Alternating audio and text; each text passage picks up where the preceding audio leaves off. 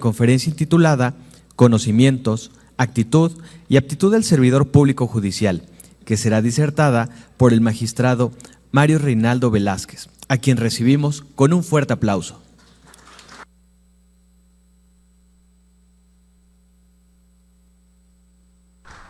Agradecemos la presencia de la magistrada del Poder Judicial del Estado de México, Cristina Miranda Cruz, quien fungirá como presentadora de esta conferencia y a quien cedemos el uso de la palabra.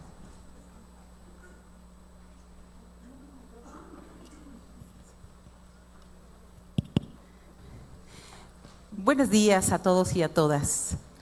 Agradezco al señor presidente del Tribunal Superior de Justicia y del Consejo de la Judicatura, doctor Ricardo Sodi Cuellar, el permitirme compartir este espacio con todos ustedes, igualmente a los que nos escuchan en redes sociales y los aquí presentes.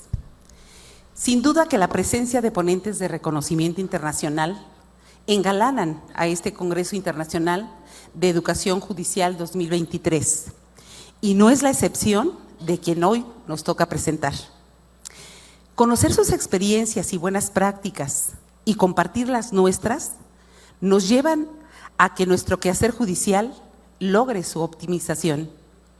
Especial énfasis en esta conferencia intitulada Conocimientos, Actitud y Aptitud del Servidor Judicial, a cargo del doctor Mario Reinaldo Velázquez, magistrado delegado de la excelentísima Corte Suprema de Justicia de Tucumán, Argentina, quien con una visión holística, al haberse desempeñado laboralmente en los tres poderes en su país, es un referente en la impartición de justicia al ser pionero, y enfatizo, de implementar el juicio oral adversarial con un mínimo de infraestructura, tanto material como personal.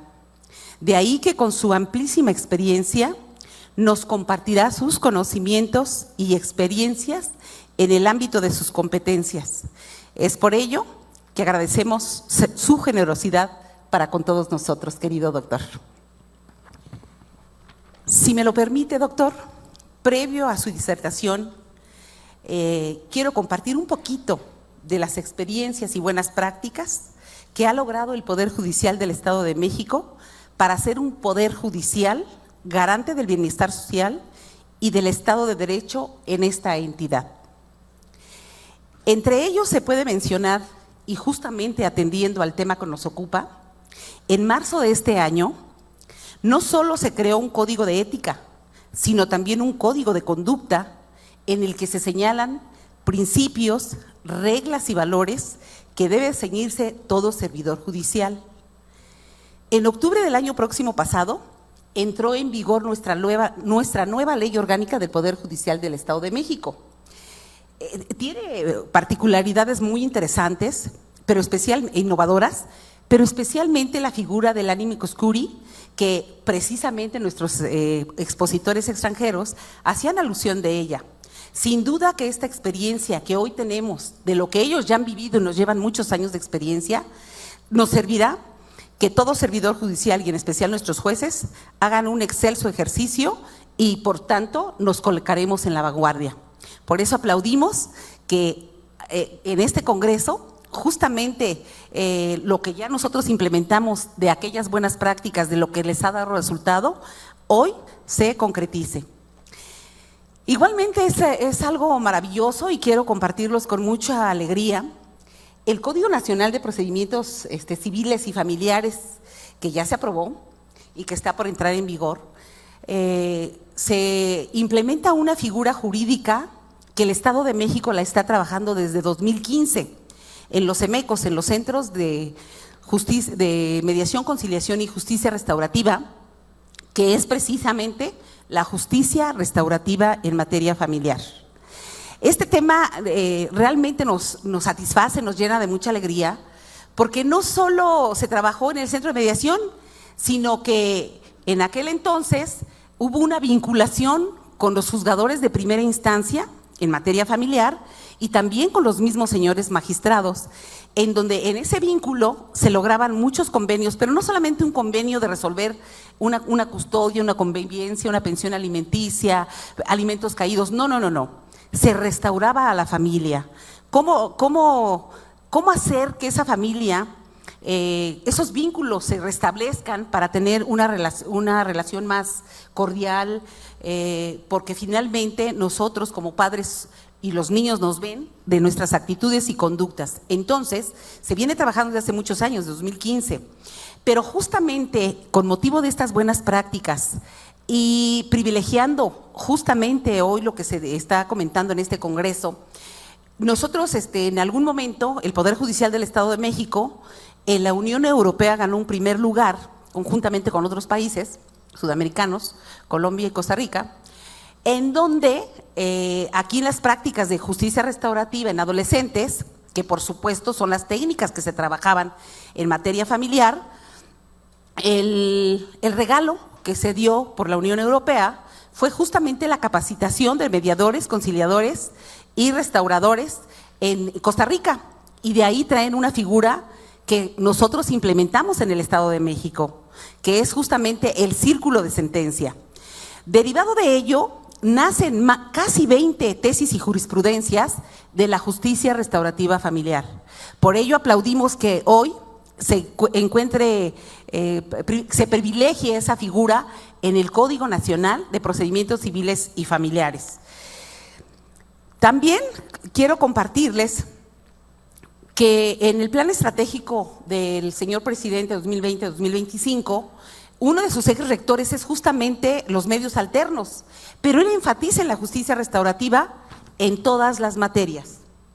Por otro lado, hacemos partícipe, y por último, la verdad es que son muchas, no pudiéramos comentar todas, solamente me permite una más, y gracias señor doctor por su venia, su permiso que nos hace favor.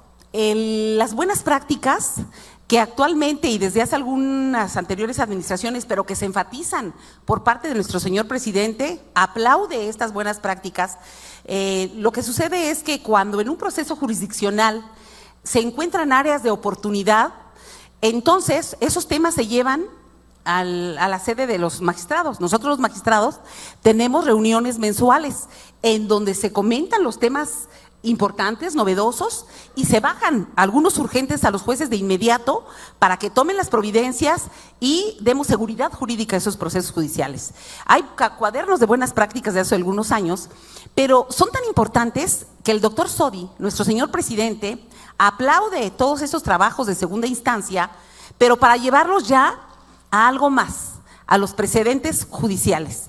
Entonces eso es motivo de mucha alegría, porque gracias a estas experiencias nacionales e internacionales que tenemos con todos ustedes, y sobre todo que hoy se encuentra esta juventud, nuestros compañeros, estudiantes que van a ejercer la función jurisdiccional, dentro de algunos a lo mejor la eligen, es apasionante el trabajo que se realiza en el Poder Judicial. Entonces, ojalá que estos trabajos de los magistrados logren concretarse en precedentes. Y cómo no decir y cómo dejar de citar, son muchísimos, en este momento solamente citaré otras innovaciones que el señor presidente, nuestro líder, un hombre muy trabajador, muy brillante, entre otras, como lo comentó el día de ayer, la certificación voluntaria de abogados postulantes, voluntaria porque como en España pues es una obligación realizar esa certificación, y aquí es voluntaria. Entonces empezamos por algo. ¿Por qué? Porque los buenos abogados hacen excelsos jueces. También la creación de la ciudad judicial, la puesta en marcha de una nueva ley del arancel, que como ustedes saben, pues realmente los costos a cobrar, las cuantificaciones son mínimas, que claro, esta es subsidiaria porque finalmente debe de haber un contrato de prestación de servicios profesionales, pero también tenemos ya prontamente la ley del arancel. También las nuevas estructuras en el quehacer de los actuarios judiciales, la justicia terapéutica en materia penal y próximamente en materia familiar. Sería insuficiente el tiempo para comentar las novedades que hay en el Poder Judicial del Estado de México. Gracias, doctor. Humildemente le agradezco que robé unos minutos de su tiempo, porque sabemos que usted tiene mucho que decir, mucho que compartir, mucho que nosotros podemos quedarnos para llevarnos a la vida práctica, y entonces pues le agradecemos y le quiero que recibamos con un cálido aplauso al doctor por su bonimia y pues porque va a compartir sus conocimientos de manera generosa. Muchas felicidades, doctor. A usted.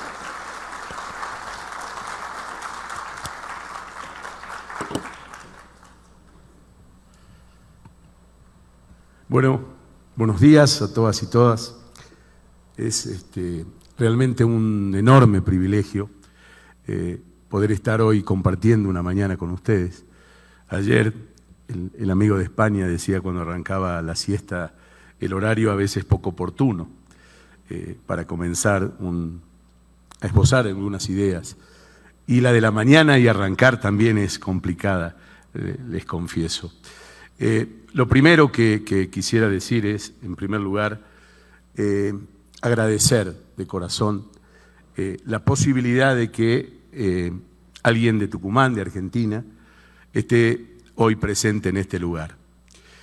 Y para que yo haya estado presente hoy aquí y compartir con ustedes este congreso, les tengo que decir que el día 29 de marzo del 2023 tomé contacto por primera vez a través de un WhatsApp con quien es el director de esta escuela, con Jaime.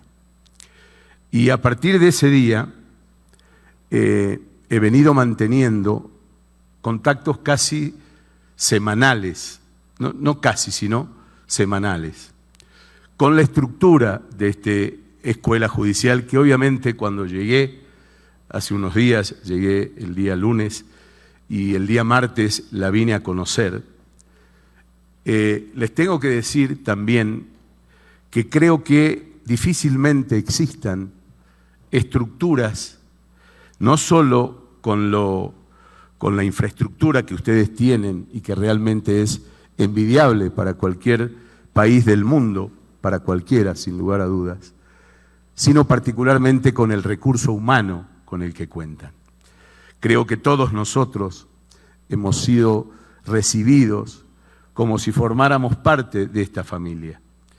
Y eso a mí, la verdad, me llena de satisfacción y quiero, como les dije, agradecer al director, a la vicedirectora, a todo lo que conforma el nivel de directores, a Dulce, a Evelyn, a Miguel, a Daniel y a todas y todos y cada uno de las personas que día a día trabajan en este lugar y que no tengo dudas de que el lema de este congreso, el servicio de administración de justicia, la educación proyectada en el futuro, es algo que ustedes vienen predicando y que seguramente nosotros, más allá de algunos aportes, nos vamos a llevar también, como acabo de escuchar a la querida colega en la presentación, las palabras de quien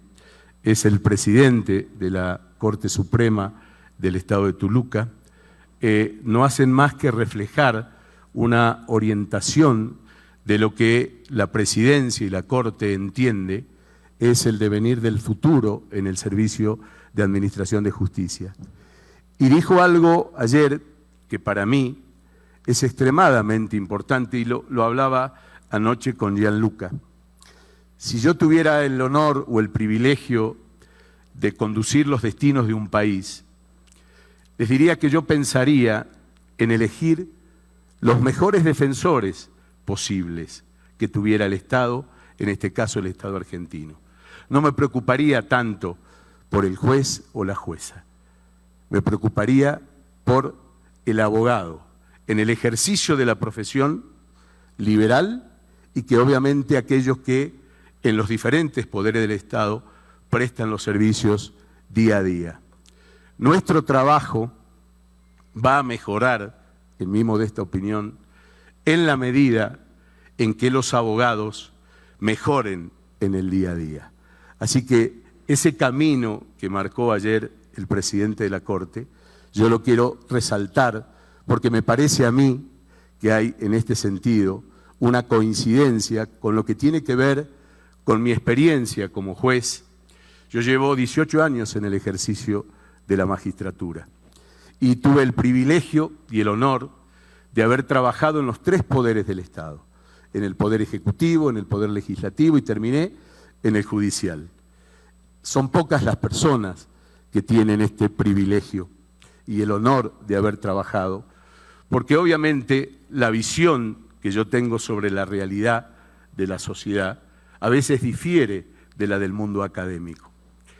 Y llegué al ejercicio de la magistratura a un lugar en el cual el Poder Judicial no existía. Tamaño desafío. Yo fui el primer juez de una jurisdicción en donde no existía el Poder Judicial ubicado geográficamente. Los ciudadanos de la jurisdicción donde yo trabajo se tenían que trasladar a otros lugares distantes. Por una decisión de los poderes políticos, se decidió implementar un centro judicial, insisto, en un lugar en el que no existía. Y aparecí, y voy a quedar en los libros de la historia seguramente, como el primer juez. Y hoy no pasaron mucho tiempo. Yo asumí un 25 de mayo del 2005, o sea, hace 15 años. 18, me pierdo por ahí. Y hoy ese poder del Estado que antes no existía es una realidad. Hemos cubierto todos los fueros, no solo el penal, que es con el cual arrancamos, sino civil, comercial, en familia, en el trabajo, documentos y locaciones, juzgados de menores, etc. Arrancamos con un edificio y hoy tenemos 3. La magistrada decía que yo tuve el honor de implementar un sistema acusatorio adversarial con un código procesal de 4ª generación, como se lo llama, y en plena pandemia culminamos un edificio el cual responde a las exigencias de un sistema oralizado. Esto tiene que ver también con una necesidad que nació en la pandemia y que fue la de armar un ciclo de conferencias como un espacio para repensar el derecho, un lugar de encuentro entre los operadores del Servicio de Administración de Justicia, no solo de mi país, sino de toda la región latinoamericana y particularmente también de España. En ese sentido es que tomé contacto con la Escuela Judicial. Empecé a compartir con ustedes un ciclo de conferencias virtuales que es nada más y nada menos que, en mi modesta opinión, una biblioteca viviente. No es lo mismo leer un libro que escuchar a un autor de un libro exponer sobre el particular, y se han tocado y se vienen tocando en ese espacio temáticas que tienen que ver con el derecho penal, el derecho procesal penal y la filosofía del derecho, con un objetivo que es el mismo que tiene este encuentro en este lugar, que es precisamente nutrirnos de conocimientos y de experiencias aportadas particularmente por los propios operadores. Somos nosotros los que estamos obligadas y obligados a compartir espacios comunes, porque definitivamente los problemas que nos aquejan como sociedad, y particularmente en lo que hace al Servicio de Administración de Justicia, son globales. Los mismos problemas con matices que tiene el Estado de México en general, lo tiene el Estado argentino. Nosotros tenemos en mi país un altísimo grado de descreimiento por parte de la sociedad, enorme descreimiento. Y yo siempre pienso en este sentido que ese descreimiento, más allá de factores externos, medios de comunicación que con distintos intereses publican determinadas noticias o informaciones, tiene que ver a veces con los silencios nuestros en no haber sido capaces, como decimos los abogados o abogadas, en el momento procesal oportuno, hacer oír nuestra voz. Este es un desafío que tienen y tenemos los operadores en el Servicio de Administración de Justicia, y particularmente quienes tenemos mayores responsabilidades desde el punto de vista institucional. Quisiera hoy expresarles que no descubro nada en el sentido de decir que la conflictividad social en los tiempos que corren, de lo cual se nutre el Servicio de Administración de Justicia, refleja los cambios y tensiones inherentes a la configuración pluricultural y de diversos grupos étnicos, sociales, culturales, que interactúan, lo que evoluciona en nuevos desafíos y problemas, que a su vez generan conflictos de mayor intensidad y divergencia y de cada vez más difícil resolución.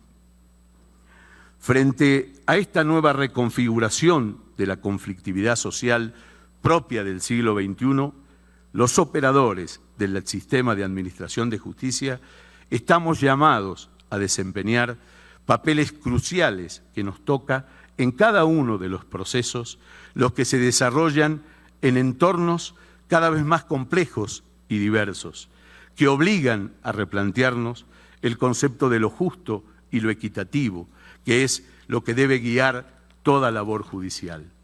En palabras del sociólogo polaco Zygmunt Bauman, estamos parados en una sociedad líquida que tiene una naturaleza fluida y cambiante en sus estructuras sociales, la que nos interpela y nos desorienta. En la actualidad las relaciones, las identidades y las instituciones, y ergo las construcciones sociales, se vuelven cada vez menos estables, más volátiles, máxime comparando lo que sucedía en tiempos pasados. Hoy los modelos tradicionalistas han perdido influencia y se han vuelto notoriamente relativos. Aquel juez tradicional que solo hablaba a través de sus sentencias, entendido como un mudo sacerdote de la ley, con estricto apego a aplicar las leyes vigentes y emitir sus fallos basados en silogismos que permitían rebatir o afirmar uno o más argumentos legales presentados durante un proceso judicial, no tiene cabida en la configuración actual de la sociedad y en lo que ella exige de los poderes, específicamente del Poder Judicial. Una de las características más propias del fenómeno que conocemos como globalización es que permite la interconexión entre las personas, cada vez por más medios, y a su vez cada vez más acceso a información y con ello a opciones en el sentido más general de la palabra, lo que lleva a una mayor diversidad y pluralidad en las elecciones y en consecuencia naturalmente a mayores y nuevas formas de conflictos. Los avances tecnológicos y la comunicación instantánea han acercado a las personas de diferentes partes del mundo, pero también sirvieron para exponer las desigualdades económicas, sociales, políticas existentes a nivel global y particularmente a niveles locales, y ello de forma gráfica, actual y en tiempo real.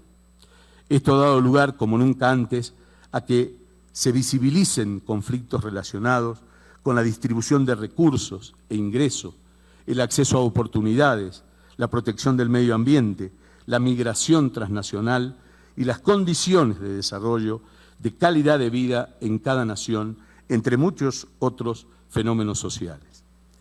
Frente a ello, el desafío puesto de manifiesto radica en la importancia de abordar y reelaborar las soluciones a los conflictos, no solo de una manera pacífica, sino constructiva de una verdad jurídicamente objetiva. La solución de los conflictos se ha convertido en una necesidad vital para mantener la cohesión social y promover la convivencia en un mundo, como dije, cada vez más diverso y complejo. Asimismo, esta posmodernidad ha mostrado el surgimiento de nuevos enfoques y métodos para abordar la conflictividad.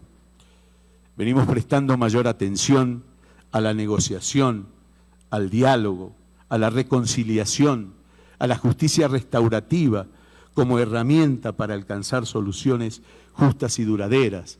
La mediación y la resolución colaborativa de conflictos ha ganado terreno como alternativa a los métodos tradicionales de resolución. Asimismo, hoy los conflictos demandan fortalecer los sistemas de administración de justicia sin otra mira que garantir una respuesta efectiva y equitativa, asegurando el bienestar de la comunidad. Como lo dije hace unos minutos, los poderes judiciales enfrentamos una crisis crónica de falta de credibilidad y de prestigio. La ciudadanía está exacerbada y lo visibiliza como nunca antes en el último tiempo. En una encuesta realizada en mi país en los últimos 2 años, la imagen negativa del Poder Judicial en la Argentina llegó a valores sorprendentes, como el 79%.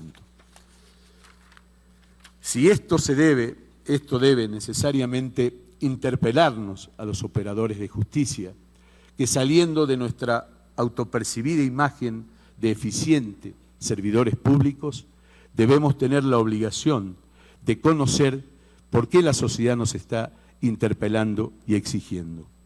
Si la administración de justicia es entendida como un servicio, entonces la evaluación que de este hacen quienes reciben este servicio nos obliga a replantearnos nuestro trabajo.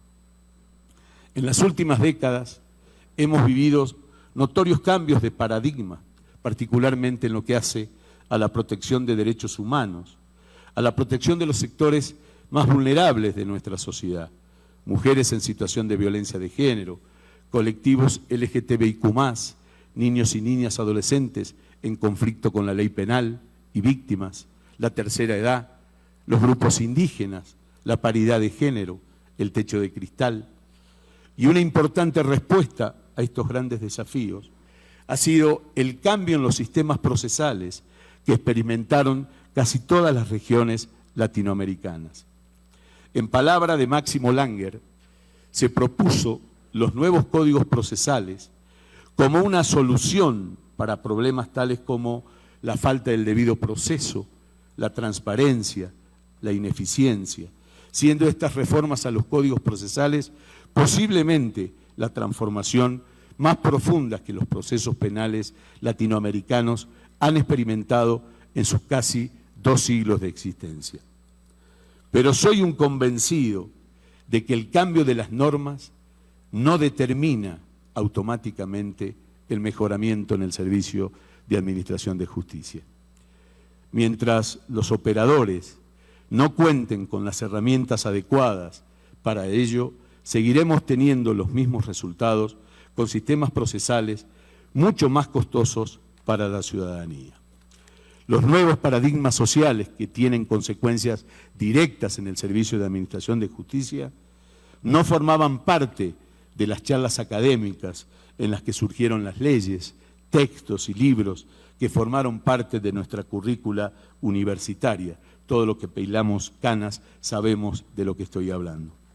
A ningún operador se capacitó en ese momento sobre temáticas de género, derecho a la niñez, derecho a la tercera edad, derechos de colectivos LGTBIQ, derecho de pueblos originarios, y mucho menos en relación a las nuevas destrezas en la litigación, en los medios de investigación, de argumentación, negociación, mediación, etc. Las currículas universitarias que todos completamos para nuestro título de grado se basaban, como lo decía ayer el colega español, en una enseñanza memorista de los códigos y las leyes. Y esa enseñanza era impartida por abogados, abogadas, juezas y jueces, no por profesionales de la pedagogía. Como lo dije, la posmodernidad ha visto el surgimiento de nuevos paradigmas que traen consigo nuevos enfoques y métodos para abordar la conflictividad que necesariamente surge de los mismos. Paralelamente a ello, la forma clásica del trámite procesal se ha ido desdibujando, cobrando especial relevancia las salidas alternativas al juicio oral y público, la negociación, la reconciliación, la justicia restaurativa. Para no caer sobre lo obvio y que todos conocemos respecto a los conocimientos que se exigen de un operador de justicia del siglo XXI, esto es, respecto al avance de los derechos humanos, tanto en el derecho internacional como en el interno, al reconocimiento de grupos vulnerables y a las nuevas formas de litigio, con todo lo que esto conlleva, haré hincapié en algunos otros aspectos que tienen que ver y que no formaban parte de las discusiones sobre el avance de la enseñanza del derecho, sin otro fin que generar en ustedes inquietudes en este sentido. La concepción de los fueros como compartimentos estancos. Incluso hoy en día nos enseñan en las universidades que el derecho penal es de base germánica, el derecho civil de base romanista, el derecho constitucional de base norteamericana, y que estas grandes ramas del derecho funcionan por sí mismas, de formas aisladas, unas con otros, y cuando hay interacción entre ellas es solo de forma excepcional y hasta que se resuelva tal o cual cuestión. Esta concepción del sistema de derechos de cada nación informa la propia organización del sistema de administración de justicia. Nuestras universidades siguen enseñando que el derecho público es separado del derecho privado. Sin embargo, por lo menos desde mediados del siglo XX, los cambios socioculturales que venimos advirtiendo interpelan fuertemente sobre esta cuestión. El operador de justicia, entiendo, está obligado actualmente a cada tema del derecho deba ser analizado cuanto menos en dos aristas, la propia de la rama de que se trate y la constitucional y la convencional. Ausencia de visiones historicistas del derecho. La enseñanza del derecho transita una ideología de la perdurabilidad que contrasta absolutamente con las enormes transformaciones de la ley. Muestra clara de ello es que las mayorías de nosotros, como lo dije, se formó en universidades con libros y códigos comentados, con varias décadas de antigüedad, y aún así las materias eran aprobadas y los diplomas eran otorgados. Entiendo que no puede administrarse y enseñarse el flujo y el avance normativo con ausencia de la historicidad de los conceptos, de los bienes jurídicos protegidos, de los reproches y de todo fenómeno social que termina siendo aprendido por la norma. Creo que si pudiera innovarse en esta materia, casi no habría necesidad, por ejemplo, de marcar la inexorable perspectiva de género que debe asociarse al derecho, ya que se daría cuenta de las modificaciones del orden jurídico a través de épocas, lo que significaría dar cuenta de las alteraciones en las relaciones de género. Relacionado con ello, aún subsiste una ideología familiarista que remite al Código Civil decimonónico, donde la familia estaba conformada con un padre, una madre y los hijos. Ello torna dificultoso la comprensión de los operadores en numerosos temas actuales que hoy nos interpelan. Las identidades género divergente, los derechos que reclaman, los tormentos del abuso sexual intrafamiliar, las cuestiones de género, los derechos de la mujer. Frente a los nuevos derechos, muy especialmente, en los que tienen que ver con sujetos de muy reciente reconocimiento, mujeres y personas de identidad sexogenérica, disidente, es particularmente alarmante la casi total ausencia de tópicos formativos.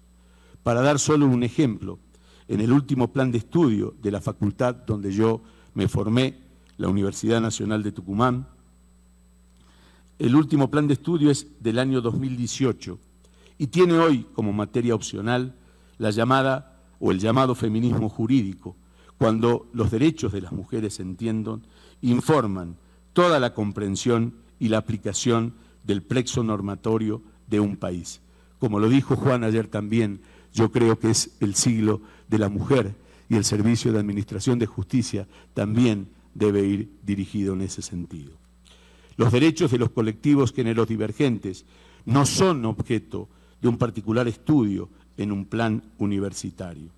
En un país como en la Argentina, donde estamos viviendo día a día una reforma notable de las prerrogativas de estas poblaciones.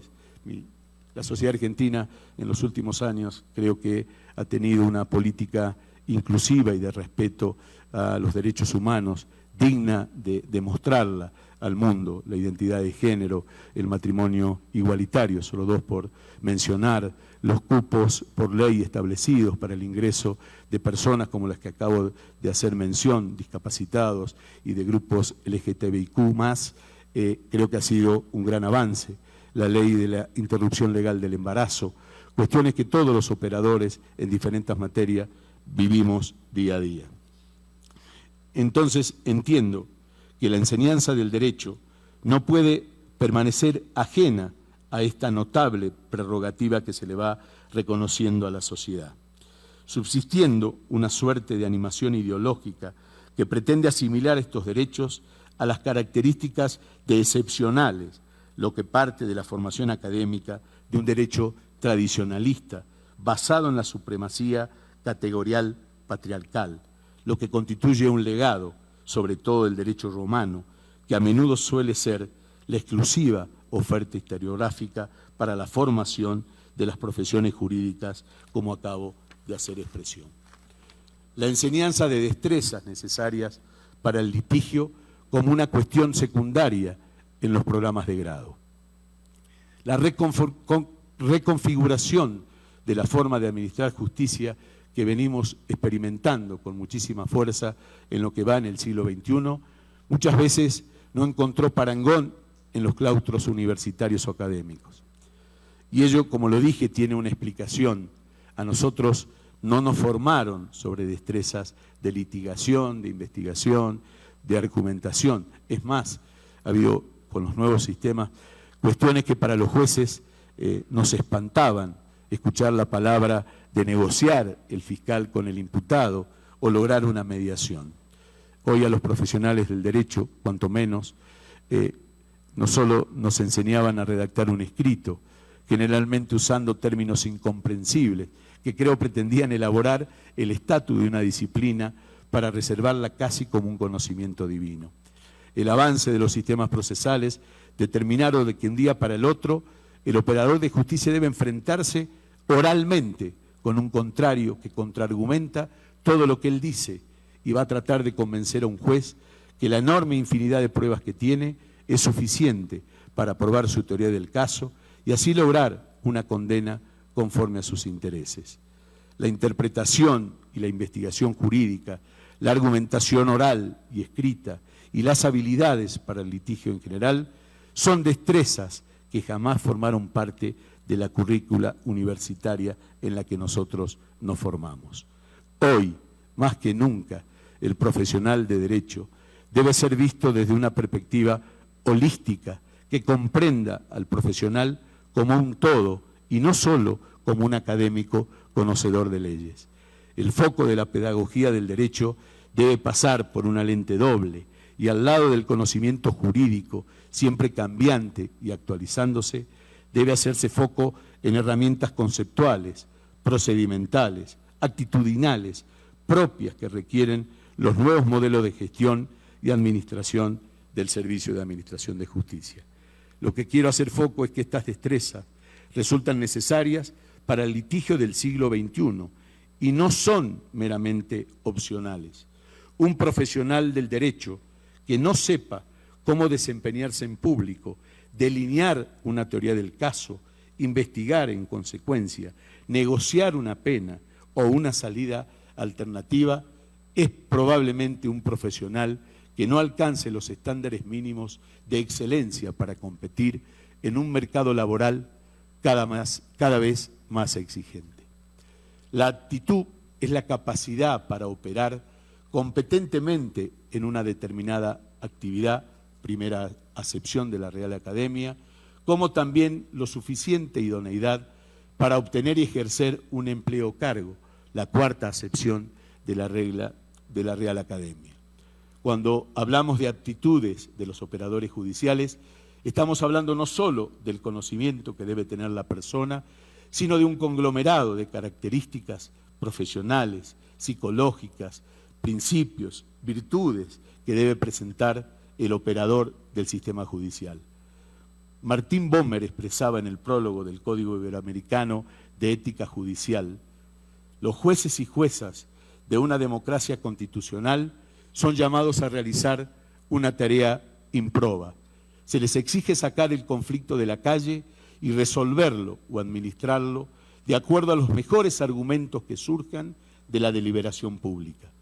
Para hacerlo deben generar la legitimidad necesaria para ser merecedores de la confianza de la gente y tener las destrezas suficientes de su profesión como para hacer justicia y convencer a sus conciudadanos de que sus decisiones son las mejores que se pueden tomar en esas circunstancias.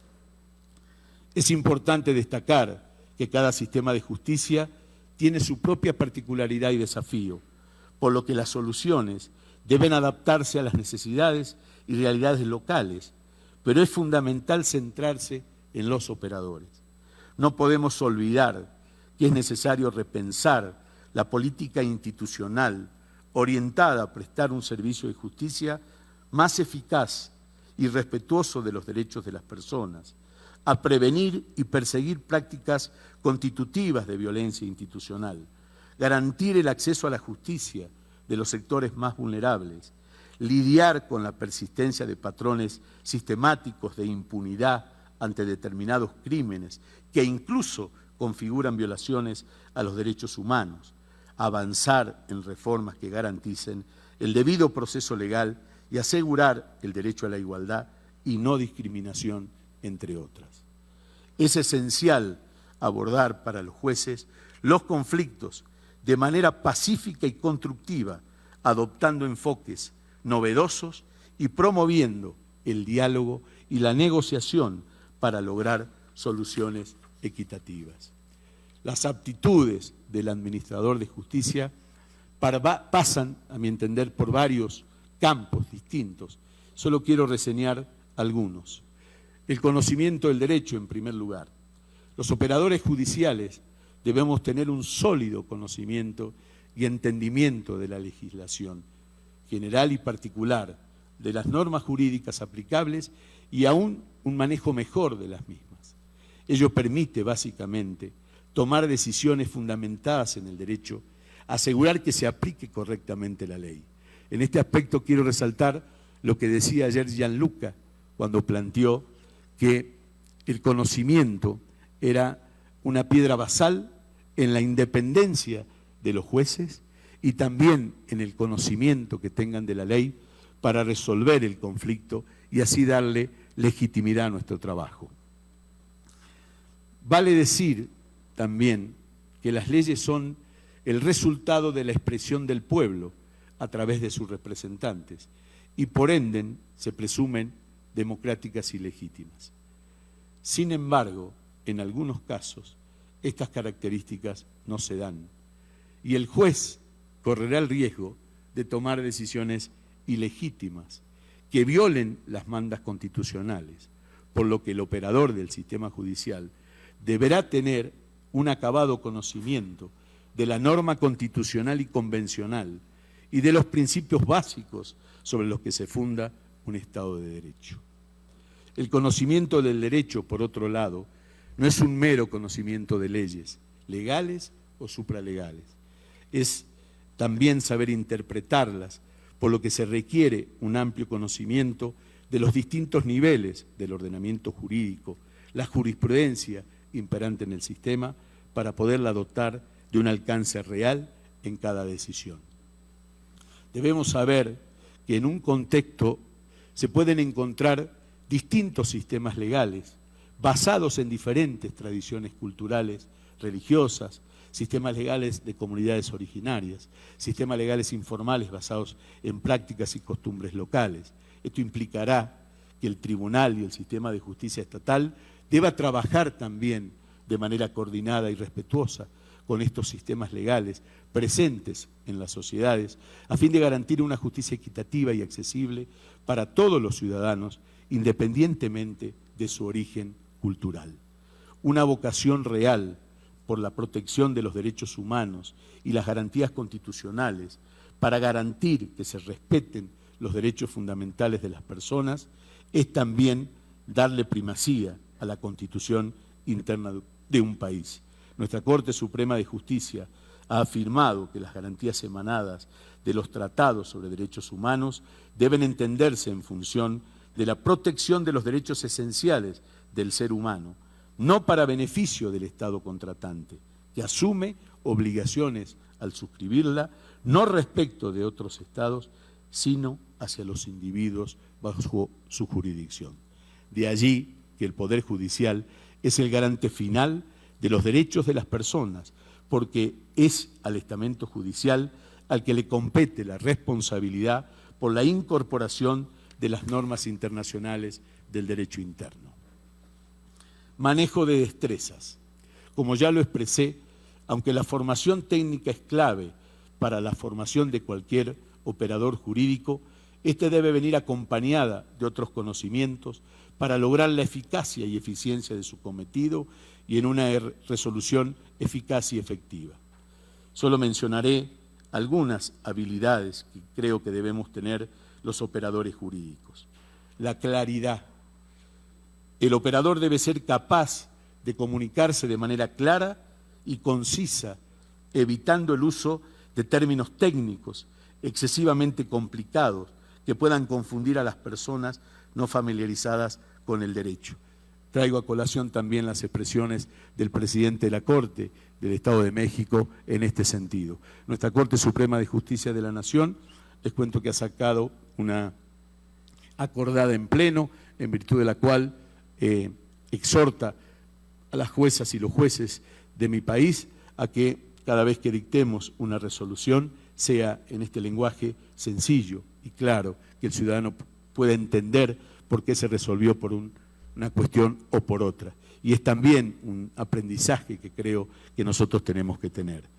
La escucha activa, debemos ser capaces de escuchar atentamente a las partes implicadas en un caso para entender su preocupación y su necesidad y poder brindar una asesoría y una representación adecuada. Empatía para poder comprender y conectar emocionalmente con las personas a las que se está representando, mostrando un interés genuino sobre su situación y su preocupación. Persuasión, saber utilizar las técnicas de persuasión y argumentación para presentar de manera efectiva los distintos puntos de vista que hacen a cada teoría del caso, a las pruebas que tienen, ante el tribunal técnico, ante el jurado o cualquier otra autoridad. Adaptarnos, debemos ser capaces de adaptar el lenguaje, el tono de la comunicación en las diferentes audiencias, el respeto, mostrar respeto y cortesía en todas las interacciones profesionales, manteniendo una actitud profesional ética en todo momento, en todo momento. El conocimiento del aquí y el ahora. Soy un convencido de que los operadores de justicia no podemos permanecer ajenos a la realidad de la cual surge nuestro pan de cada día. Ese entendimiento del juez como figura casi intocable de la aristocracia, con un alto reconocimiento social, ortodoxo, formalista, aséptico, aideológico, que hablaba a través de su sentencia y que en ellas solo hay una explicación de normas en conflicto traído a su conocimiento, creo que está en vía de extinción. Los jueces y operadores del derecho no solo debemos conocer la realidad, sino que nos tenemos que comprometer con ella, no como militantes de algún grupo en particular, sino como pilares de un Estado democrático de derecho. Los múltiples cambios que tiene nuestra sociedad desde hace décadas deben ir acompañados también de un cambio de paradigma en relación a nuestro trabajo, sin perder la independencia, la imparcialidad, la imparcialidad en el caso de los jueces, la buena fe, la objetividad que debe primar en el Ministerio Público de la Acusación y en todos los operadores del Servicio de Administración de Justicia. Los operadores deben fundar las mismas también en la realidad social y en las necesidades, justificaciones, carencias, características, cualidades y particularidades de cada persona involucrada en un conflicto, sea cual fuere. Los operadores debemos tener un alto grado de responsabilidad ética y moral, y ello no es solo para dar apariencia de un poder judicial correcto, sino para argumentar la legitimidad de la decisión que se toma y la confianza de la ciudadanía en los jueces. La independencia, la imparcialidad, la dignidad, el decoro, la cortesía, la integridad, la diligencia, la transparencia, la buena fe, la equidad, la prudencia, son características que los operadores de justicia deben tener para ejercer nuestra labor. Quiero cerrar mi exposición diciendo que los conocimientos, las aptitudes, actitudes de los operadores abordadas en esta breve exposición son solo una aproximación a lo que se espera de nosotros en pleno siglo XXI para procurar mejorar el servicio de administración de justicia. El conocimiento legal, la capacidad analítica, la comunicación efectiva, la imparcialidad, la ética profesional y la empatía son, entre otros elementos, claves que garantizarán un juicio justo y equitativo, capaz de dar respuesta a una conflictividad cada vez más compleja, extendida e intensa en cualquier entramado social, dada la interconexión de la sociedad posmoderna. En resumen, parafraseando al Papa Francisco, para que la función judicial no se convierta en un mecanismo cínico e impersonal, necesitamos personas nutridas en formación técnica, pero sobre todo apasionadas por la justicia, conscientes del gran deber que cumplen. Solo así, ninguna norma será un fin en sí misma, sino que todos estarán al servicio de las personas implicadas, ya sean los autores del delito o las víctimas que han sido ofendidas. Muchas gracias por la gran atención que me han prestado.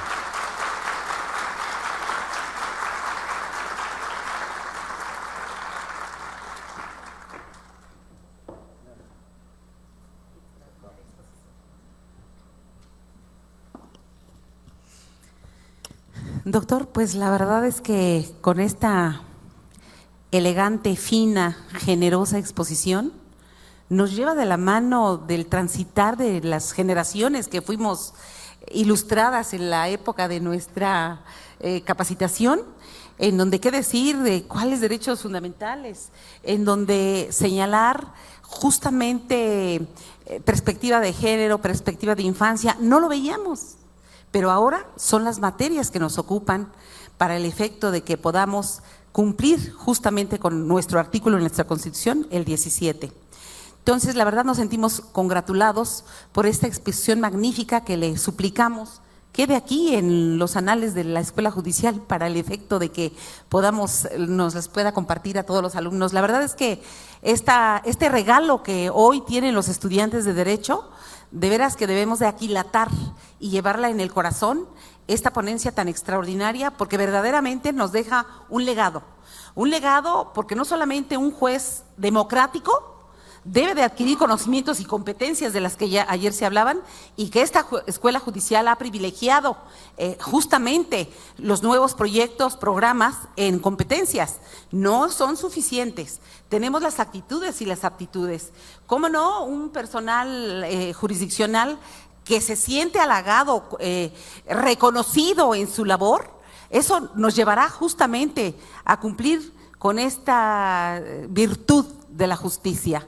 Enhorabuena, doctor, pues yo pido un cálido abrazo al margen de tener otro ahorita con las preguntas. Démosle un muy fuerte aplauso.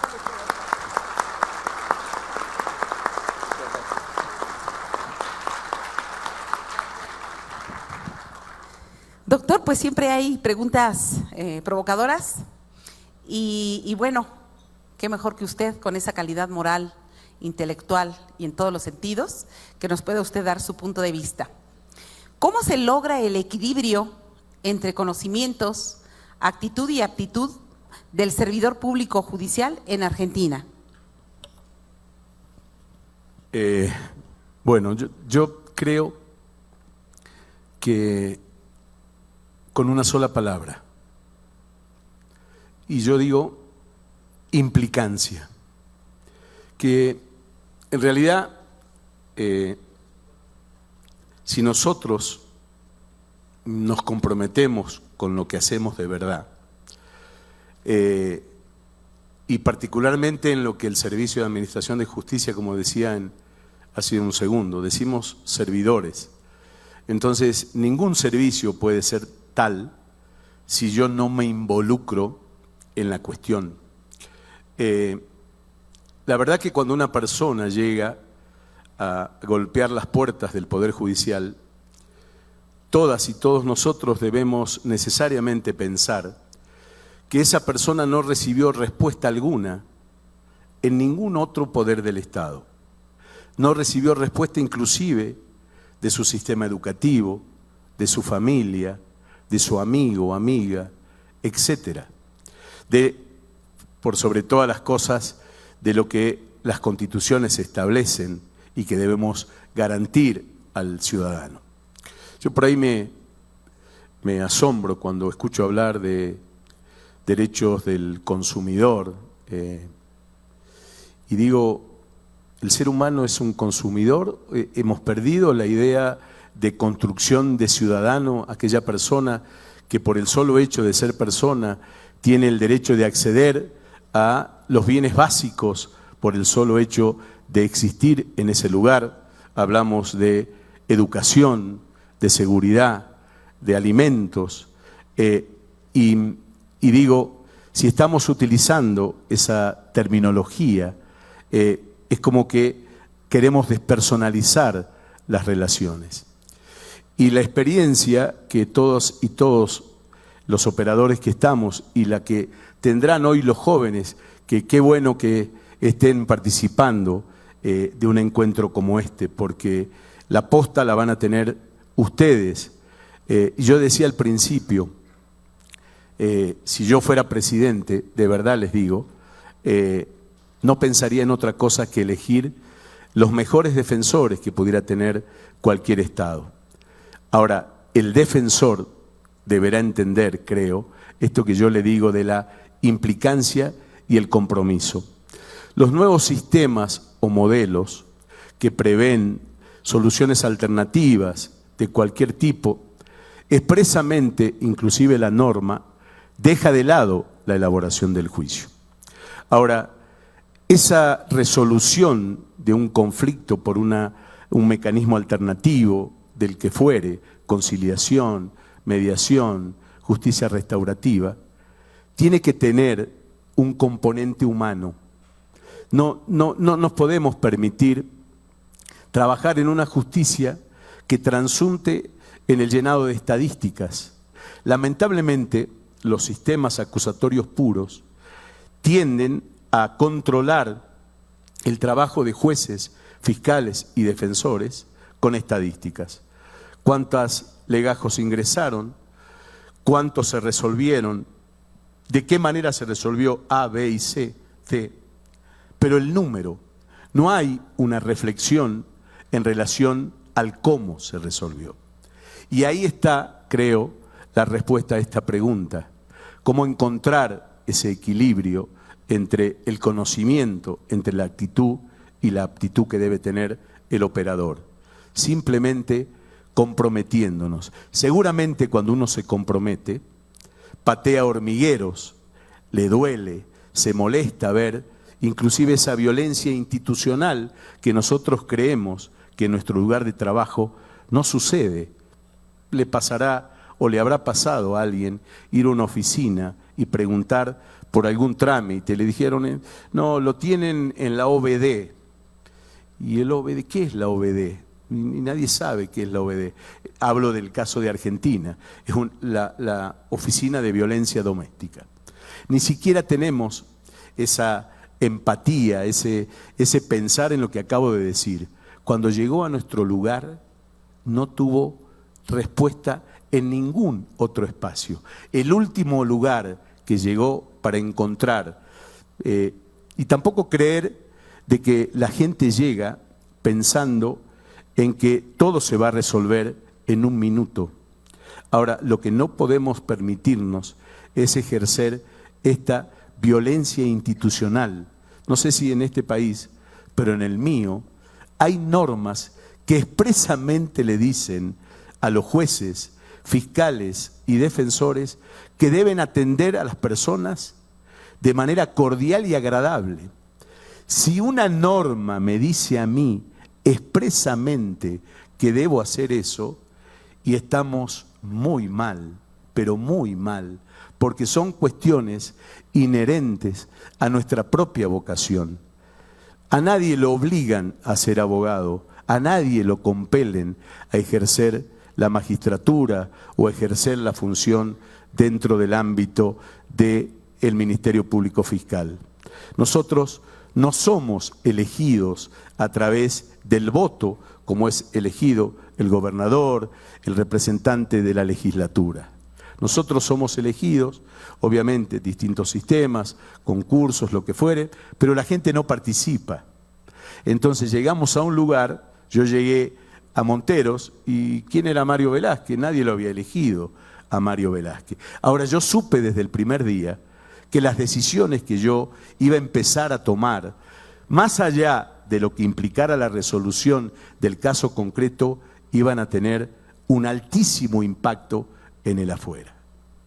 Y ese altísimo impacto, más allá de que en cualquier trámite judicial, obviamente existe el error judicial, porque obviamente el derecho es tan amplio y uno lo puede ver de una manera, pero existen los recursos.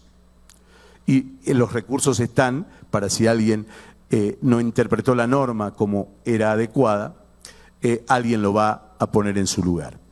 Pero no tengo ninguna duda de que la implicancia y el compromiso es la base del secreto del éxito.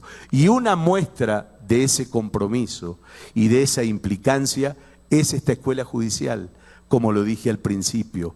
Está conformada y nutrida de formadores y operadores que tienen esta concepción y que han tenido la visión de armar un congreso en la cual vengamos desde Italia, desde España, desde Francia, desde Argentina, desde el Reino Unido, a ver lo que yo vi el primer día que llegué a este lugar.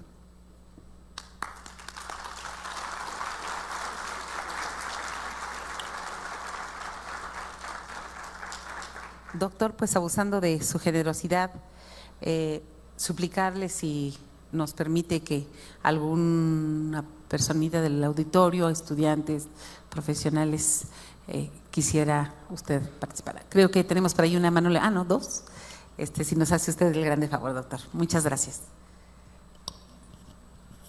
No se escucha. Sí. Buenos días. Pues primero que nada agradecerle infinitamente por la oportunidad de escucharlo. Sinceramente la perspectiva internacional y más que nada una cosmovisión así de nutrida, pues le aporta bastante nuestra formación. Personalmente, pues yo estudio la licenciatura, pero en medios alternos de solución de conflictos. Este grado de especialidad pues refiere más a, como usted sabrá, procesos de mediación, negociación, conciliación y demás. Y para mí fue muy enriquecedor conocer dentro de las habilidades que mencionaba para el jurista, esta parte de la escucha activa, la empatía, la persuasión. Siento que son elementos que también se nos instruyen bastante para poder llevar a cabo un buen proceso. Pero mi duda radica más cuando estábamos en el tema de la posmodernidad y de la globalización, acerca de los temas que mencionó de la diversidad sexual y la perspectiva de género. Siempre ha sido una gran interrogante para mí cómo aplicar estos temas siendo todavía imparciales o neutrales. O sea, de qué manera podemos, tanto como mediadores, y en este caso como juristas, equilibrar esta parte de aplicar perspectiva de género y entender pues las dificultades de la diversidad sexual dentro de nuestro quehacer y dentro de nuestro actuar. Bueno, creo que es uno de los grandes desafíos que tenemos. Ayer también hablaba alguien, no me acuerdo quién, de los ponentes, expresó que nosotros podemos negar la realidad. Lo que no podemos hacer es negar las consecuencias de esa realidad. Obviamente, en el mundo que hoy vivimos, en buena hora que existan reconocimientos de derechos que antes no existían. Entonces, creo que, como lo dije al principio, no solo las carreras de grado y de posgrado y las escuelas judiciales, debemos ser entrenados los operadores para que definitivamente estos derechos que ya han sido reconocidos se puedan plasmar. En la experiencia particular del lugar donde yo trabajo, como les decía, la Corte se ingresa al Poder Judicial a través de concursos, es decir, la persona que quiere ingresar a prestar servicio desde el punto de vista administrativo, auxiliar y demás, lo hace a través de un concurso. Y reconociendo la existencia de estos grupos, la Corte tomó la decisión de sacar una acordada en la cual, a través de un sistema cerrado, participaron todos los integrantes de grupos de LGTBIQ+, para ser incorporados a trabajar dentro del Poder Judicial. Y en el caso como te decía, del lugar donde yo trabajo, ingresó la primera persona de este grupo y se incorporó a trabajar en la Oficina de Violencia Doméstica, con psicólogos, asistentes sociales, médicos y demás. Y te puedo decir que el aporte que le dio al equipo su presencia, que nada tenía que ver cómo veía su identidad sexual, sino particularmente en lo que dije al principio, de saber qué sucede con una persona que evidentemente se ha sentido vulnerada en mucho tiempo de su vida, y recién apareció un reconocimiento que, si nos ponemos a pensar, reconocer que pueda acceder a un trabajo perteneciendo a un grupo distinto y que alguien se tenga que poner a escribir un artículo para que ese reconocimiento y esa posibilidad de ingresar sea factible. Entonces, es un desafío que tienen y que van a tener ustedes y que tenemos nosotros. Fíjate que en una audiencia en la cual me puede tocar participar,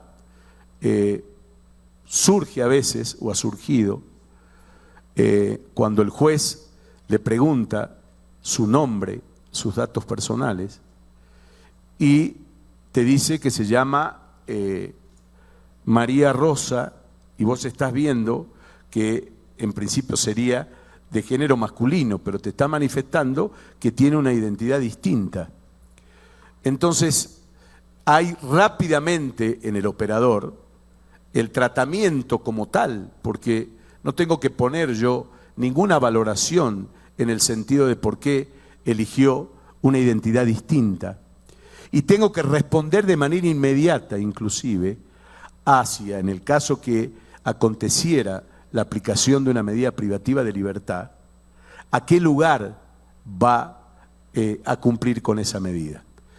Pero lo paradojal es que esa persona que dijo que se llamaba María Rosa llegó al despacho, a la sala de audiencias de una comisaría donde eran todos hombres.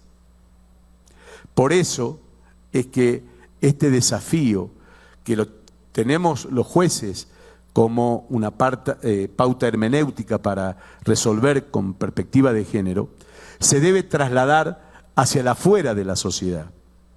El personal policial, las dependencias policiales, los hospitales, todo lo que tiene que ver con el afuera y con el Estado, también tiene que empezar a incorporar estas realidades que nosotros tenemos y que no podemos desconocer, por lo que le dije al principio también, por la aplicación de las convenciones y tratados, que no es para responsabilizarlo al Estado cuando sale la sentencia de la Corte Interamericana, sino particularmente hacer vigente el derecho interno.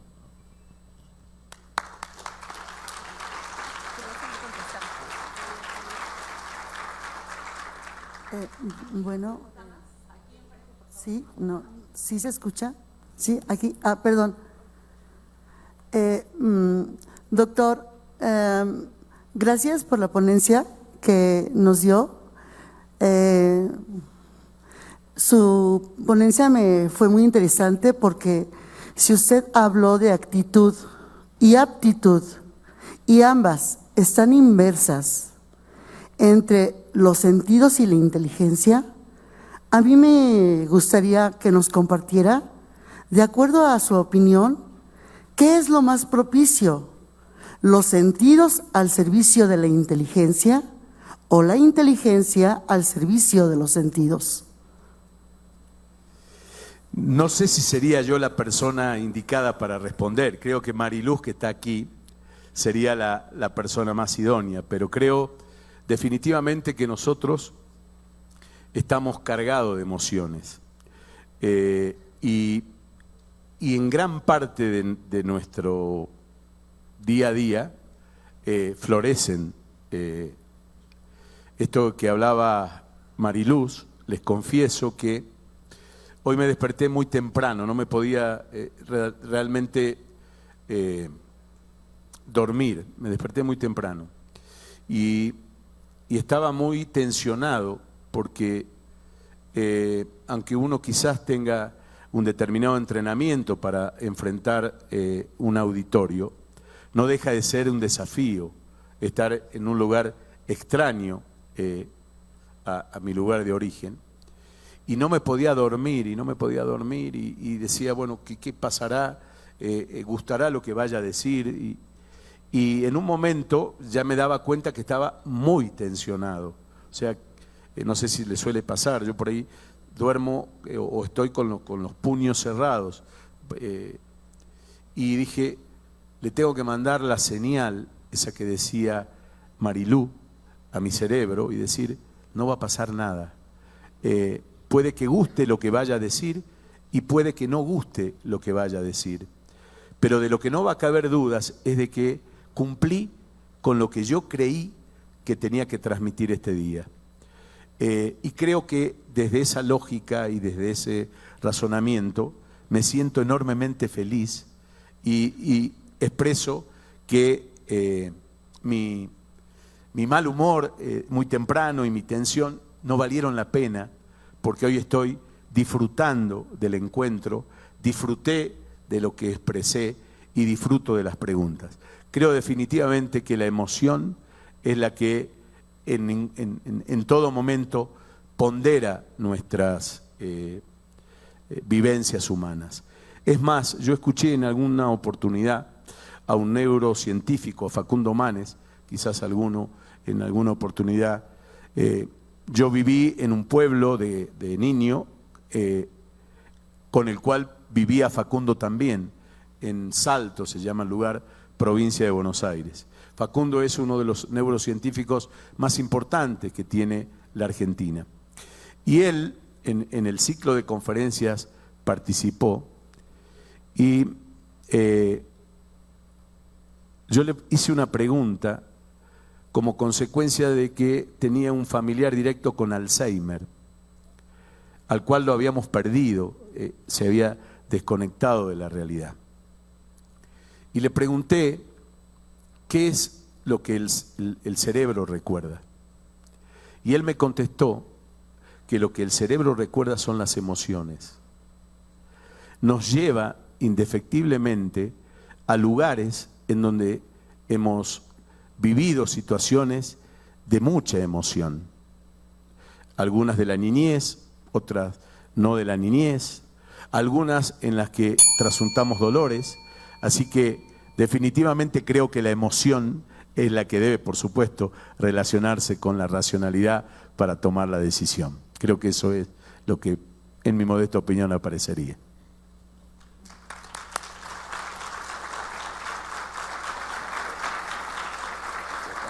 Sí, por razón de tiempos me acaban de comentar que ya no va a ser posible. Una proyectista de la Sala Civil quería hacer un comentario. Pero bueno, generosamente el doctor puede acercarse para que dé respuesta a sus inquietudes. Doctor, pues muchísimas gracias. Nos sentimos como usted, así con el corazón, bom, bom, bom. Como le decía la doctora, la verdad es que todas emociones, también me cuesta trabajo estar en estas situaciones. Nos falta la comunicación, como el señor presidente va a implementar, no solamente para los jueces, sino también estas actividades. Entonces, la verdad es que la pasamos muy bien, disfrutamos mucho su ponencia, nos sentimos halagados con todo lo que usted nos dijo y la verdad que ojalá que todos y cada uno de los que estamos aquí llevemos esto, no solamente que nos lo quedemos, doctor, sino seamos una semilla para que lo llevemos con los nuestros, a la familia, a nuestro trabajo y a nivel social. Pues terminemos con un otro diverso, cálido abrazo para nuestro doctor. Muchas gracias.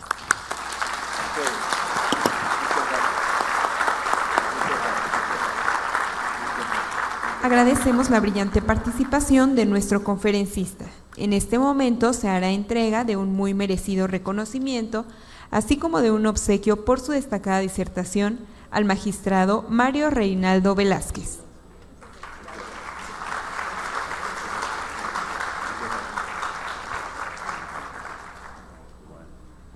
A continuación, la maestra Dulce María Portillo Mares, directora de Planeación y Evaluación Educativa de la Escuela Judicial del Estado de México, hace entrega de un reconocimiento y un obsequio a la magistrada Cristina Miranda Cruz.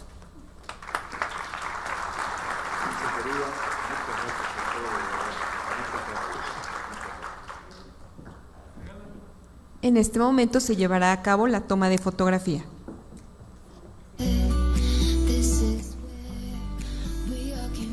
Agradecemos al magistrado Mario Reinaldo y a la magistrada Cristina con un fuerte aplauso.